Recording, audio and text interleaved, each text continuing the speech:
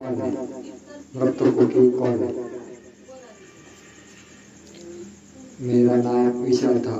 मैं रहस्यमय और भूतिया जगहों की खोज करने वाला यूट्यूबर था। एक दिन मुझे एक बुजुर्ग आदमी का फोन आया।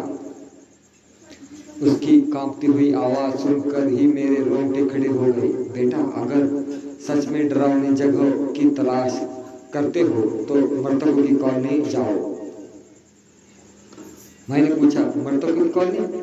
कुछ पल खामोशी रही, फिर उसने कहा, वहां रहने वाले सभी लोग 25 साल पहले मर चुके थे, लेकिन रात होते ही उनके घरों में फिर से रोशनी जल उठती है। फोन कट गया। मैंने इंटरनेट पर खोजा, लेकिन उस कॉलोनी के बारे में कोई जानकारी नहीं मिली, बस एक पुराना नक्शा मिला। अगले ही दिन मैं कैमरा लेकर निकल पड़ा। शाम होते ही मैं उस सुनसान इलाका में पहुंच गया। जंगल के बीचों बीच एक टूटा हुआ बोर्ड लगा था, उस पर धूल जमी हुई थी। मैंने हाथ से धूल हटाई। लिखा था, स्वागत है मृतकों की कॉलोनी में। बोर्ड के नीचे लाल रंग से लिखा था, सूर्यास्त के बाद प्रवेश करना मना है। मैं मुस्कुराया और अंदर चला गया। कॉलोनी अजीब थी। सभी घर पुराने थे, खिड़कियां टूटी हुई थी, सड़क पर घास उगी हुई थी। ऐसा लग रहा था जैसे वहां वर्षों से कोई नहीं आया हो। मैं कैमरे में रिकॉर्डिंग कर रहा था कि अचानक मेरी नजर एक घर पर गई। उस घर की खिड़की के पीछे कोई खड़ा था। एक बुढ़ी औरत, सफेद आंखें, बिल्कुल बिना पलक झपकाए मुझे देख रही थी।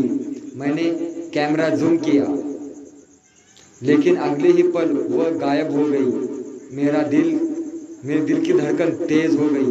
तभी सूर्य पूरी तरह डूब गया और उसी क्षण पूरी कॉलोनी में एक साथ रोशनी जल उठी। एक एक करके सभी घर चमकने लगे। मैं सन्ने रह गया। कुछ देर पहले जो वीरान थी, अब वो लोगों की आवाजें आ रही थी। बच्चों की हंसी, बर्तनों की खनखनाहट, बातचीत की आवाजें, जैसे पूरी कॉलोनी जीवित हो गई हो। लेकिन मुझे एक बात अजीब लगी। कोई भी इंसान घरों से बाहर नहीं आ रहा था, सिर्फ आवाजें सुनाई दे रही थी। मैंने हिम्मत करके एक घर का दरवाजा खटखटाया। दरवाजा अपने आप खुल गया। अंदर पूरा फर्नीचर था। दीवारों पर धूल जमी थी, लेकिन खाने की मेज पर ताज़ा खाना रखा था, जैसे कोई अभी उठकर गया हो। अचानक पीछे से एक आवाज आई, तुम यहाँ क्यों आए हो? मैंने मुड़कर देखा। एक छोटा लड़का खड़ा था। उसकी उम्र करीब 10 साल होगी, लेकिन उसका चेहरा पूरी तरह जला हुआ था। मैं डरकर पीछे हट गया। लड़के ने कहा, भाग जाओ, रात पूरी होने से पहले भाग जाओ। इतना कहकर वो गायब हो गया। तभी पूरे घर में जोर जोर से आवाजें बंद होने लगी। धम धम धम। मैं बाहर भागा, लेकिन बाहर का दृश्य देखकर मेरी चीख निकल गई। सड़क पर अब सैकड़ों लोग खड़े थे। उनके चेहरे सड़े हुए थे, कुछ के शरीर अधूरे थे, कुछ के आंखें नहीं थी, कुछ के गले कटे हुए थे। वे सभी मेरी तरफ देख रहे थे और फिर एक साथ मुस्कुराने लगे। मेरे हाथ से कैमरा गिर गया। मैं पूरी ताकत से दौड़ पड़ा, लेकिन जितना दौड़ता उतना ही उसी जगह लौट आता, जैसे कॉलोनी मुझे बाहर नहीं जाने दे रही थी। अचानक पुराना अखबार सड़क पर उड़ता हुआ मेरे पैरों से टकराया। मैंने उसे उठाया। उसकी तारीख 25 साल पुरानी थी। हेडलाइन पढ़कर मेरे होश उड़ गई।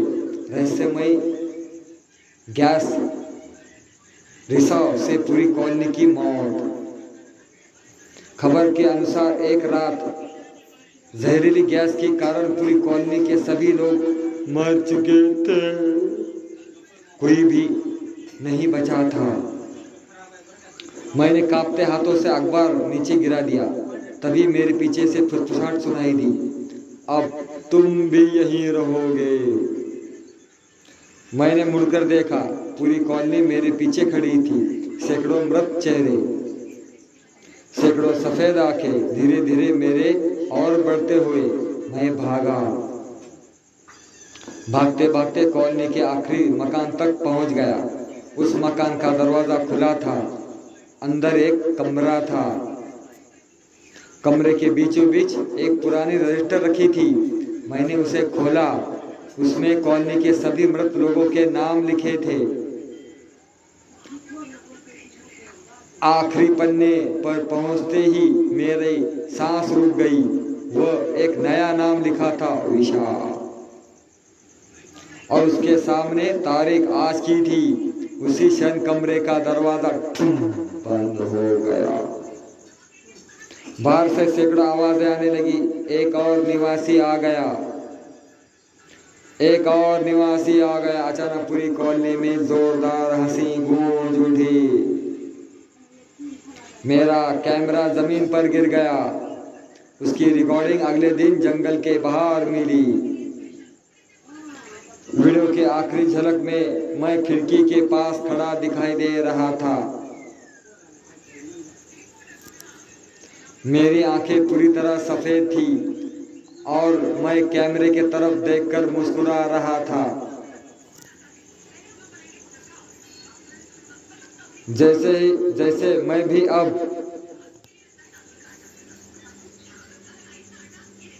मृतकों की कॉलोनी में निवासी बन चुका था। चलो ये कहा यही समाप्त हुई। काल्पनिक कथा आहे कोणता गोष्टीचा कशाचाही काही संबंध नव्हता. कमजोर दिलके ना देखे, कमजोर मनाचे पाहू नका. ही फक्त काल्पनिक कथा आहे, कोणता गोष्टीचा कशाचाही काही संबंध नव्हता.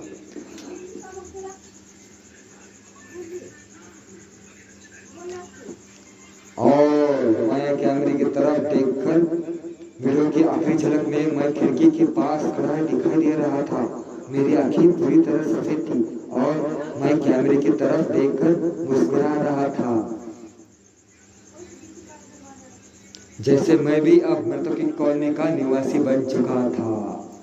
इसलिए तो दोस्तों वो भी उसकी कहानी भी वही खत्म हो गई। तो कहानी भी यही समाप्त होती है। तो दोस्तों काल्पनिक कथा है कोणता गोष्टीचा कसा काय संबंध. लाईक, सबस्क्राईब, कमेंट, शेअर जरूर करा. Bye bye.